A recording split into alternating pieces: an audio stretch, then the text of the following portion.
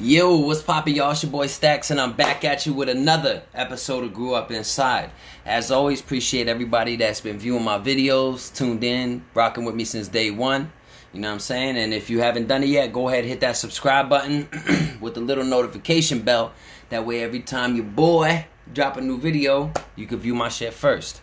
Alright, so every day, I'm constantly surfing the internet and looking for articles about crazy shit that happens inside these youth facilities, because as you guys know, I like to focus on the injustices that are being done to our juvenile offenders rather than the adult side, because the juvenile side gets brushed under the rug a lot more than what adult does, even though they're both equally and people-wise as far as humans and shit.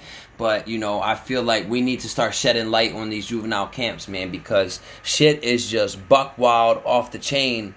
And, someone needs to be the voice for these kids, man, because there's constantly shit going on behind the scenes, and no one hears nothing about it. Or if they do, they don't have enough money or whatever the case may be. So I'm trying to use this platform to shed light where it should be shed, you know what I mean, where it's dark.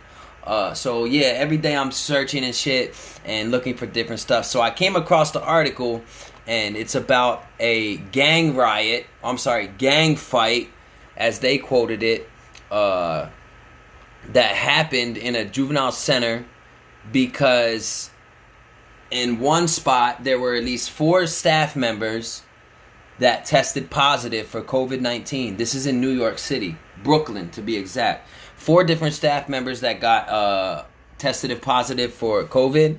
And they didn't really specify on the amount of residents, but they did say residents were infected, because they moved about a dozen guys from one center to another. The center they originally were at was the Horizon Juvenile Center. And about a dozen guys got moved over to Crossroads Juvenile Center. All right, and let me first start by saying a move with like a dozen people, as for when it comes to juvenile stuff, it should take a couple of weeks. Is basically what I'm getting at. All right, because they only move like 2-3 people at a time. It's not like adult camps where 25 guys get on a bus and you all going to the same jail, because they're not as big of scale. You know what I'm saying? So it's usually 2 or 3 people at a time, 5 at the most maximum. All right, so they move a dozen guys in a day from one placement to another, because they were trying to keep only COVID positive offenders, whatnot, youth at this spot. Okay, so they moved them all over to another spot, and during the course of, I guess, them getting settled in, security measures weren't taken as serious as they should have been, and a conflict popped off between a staff member and a resident. So they bumped heads and started fighting, literally fist fighting. And what's crazy is I actually been through a riot, and it popped off the same way, between just one staff member or one resident over a peanut butter and jelly. The riot that I witnessed and went through as a kid was started over peanut butter and jelly. This one I'm not sure, but it started the same way. That one staff, one resident, they start fighting. Other guys see this, jump in on the action, and start beating staff members the fuck up. And which is the same shit that happened over there. 2 guys got into it, a staff and a resident. His homies seen it. They jumped in it, so obviously other staff members had to jump in it. So it ended up turning out into a huge-ass fight. Over a dozen people were in it. And after the fact, after they got everything settled back down, they moved the guys who started the riot back to the facility that had the COVID-19 positive testing patients in it. All right? So my thing is, why move them if you're going to move them back? Okay? 1. 2, are you trying to infect these kids?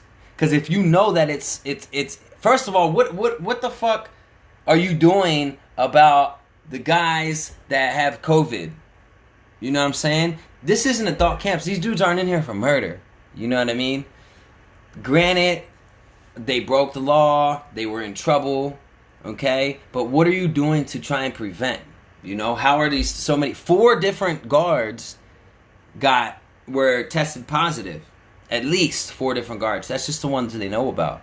You know what I mean? So, do you move these kids back to Horizon Juvenile Center because you're mad at them?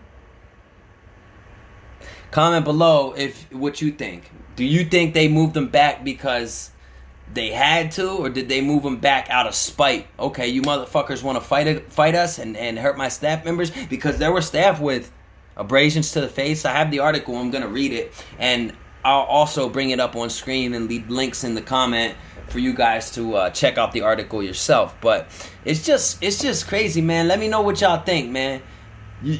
You're in one spot. Bunch of people test positive for COVID, so they move a bunch of guys to another spot. 12 of them, at least a dozen, which it should be done over a course of 2 weeks, 3 weeks, 4, 4, and 4 or something, you know? But they moved them all in one day. And after the fact, after the riot got calmed down and everyone was under control and subdued, you move them back to the spot where you originally moved them from because they were at risk. Sounds like some bullshit to me. You know what I mean? There's some type of conspiracy going on there. These guys are trying to get revenge on them kids for lashing out against staff members. You know what I mean? Because, like, let me tell you how a staff thinks, first of all.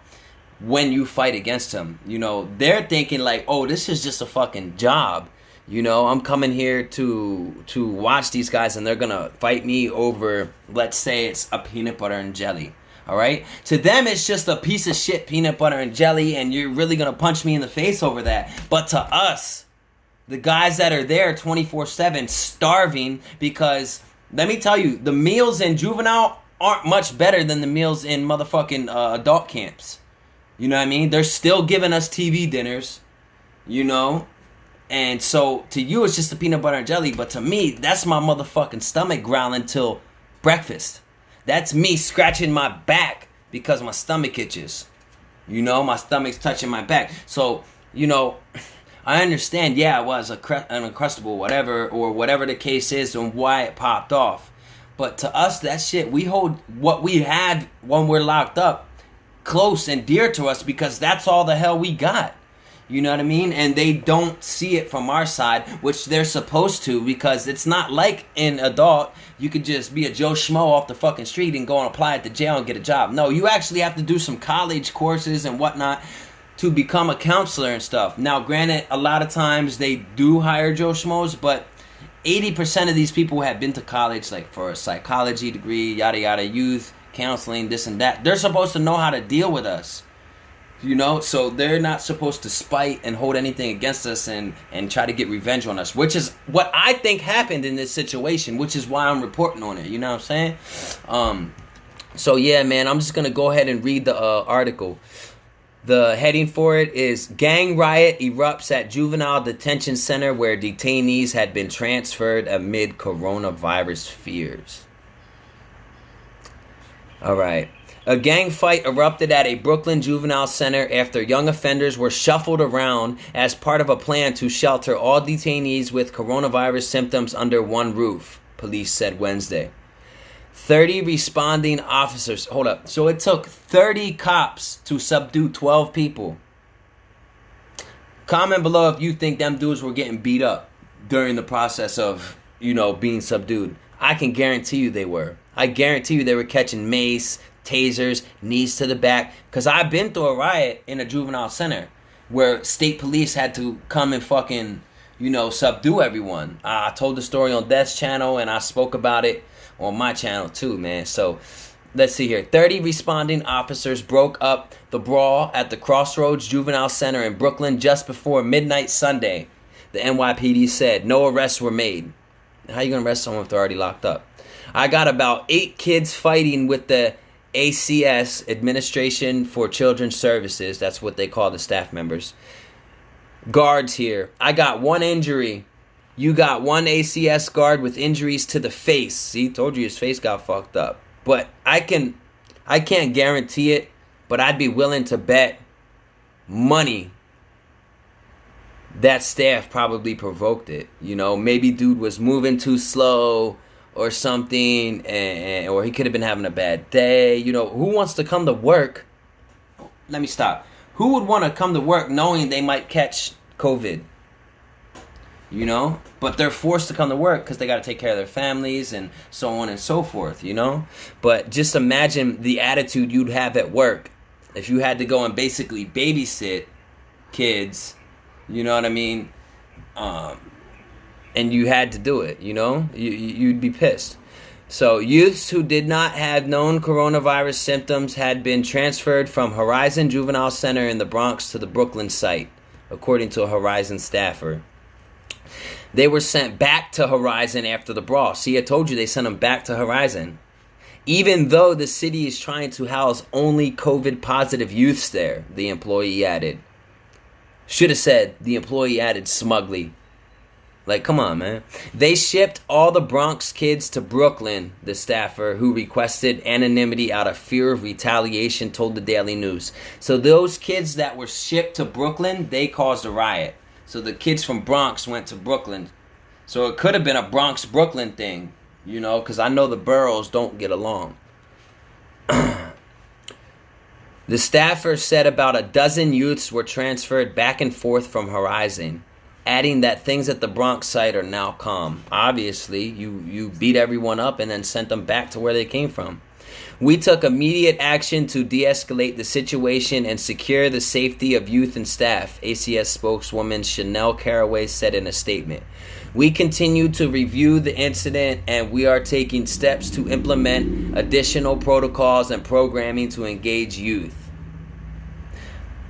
Basically, what they're saying is they probably put the building on a freeze and they're firing all the staff that were involved and hiring a whole new staff and director. I bet that's what they mean by that. All right, so Councilman Fernando Cabrera predicted just such a disaster when the city begun transferring youths without COVID symptoms to Brooklyn and sending ones who've tested positive to the Bronx. See, that's what I'm saying. Why are you moving everyone? You know, you should have at once, you know, you should have at least 2 guys or 3 guys in one car, you know. You don't move everyone all at the same time. Like, you're asking for trouble, bro. So you took them out of their normal routine with the normal rapport they already had, and you create the potential for rioting, and that's exactly what ended up happening. So basically what I just said, Brooklyn Bronx thing. So maybe a guy from Bronx got into it with a guy from Brooklyn, and it just created a domino effect, and they all just started fucking clashing with each other, bro. You know what I mean? But the thing of it is, it should have never happened because it was poorly executed as far as the move. Nobody was prepared for this. Usually when you do a transfer, it takes weeks. See what I just say? Cabrera added, ACS would not disclose injuries or confirm the number of juveniles and staff who tested positive on the record. At least 4 staffs at the detention centers have tested positive for the potentially deadly virus, sources told the news. So they got an outside source that told them for at least 4 people, but they wouldn't comment on record, which goes to show you that the numbers are a lot higher, you know? So it's crazy. So he said, I think it was handled irresponsibly and it was not thoughtful, he said. As a result of that, everybody ended up paying the price. Which is, he's exactly right. Had they followed proper protocol, they could have avoided all that extra conflict and shit like that. You know what I mean? Like, basically, like he said, you uplift someone's routine. When you're doing time somewhere and you're dug in, what dug in means you know people, you got a little hustle going on, you know, you're basically bidding. Bidding is doing your time the way you want to do your time, you know?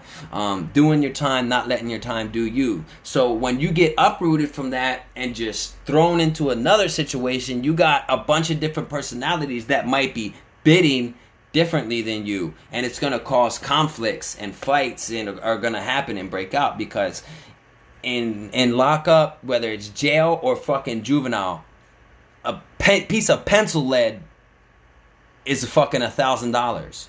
You know what I'm saying? And fights and can break out over It's the smallest, simplest things when you're on the street. Pack of ramen noodles. Fucking, you get, what, 15 for $1?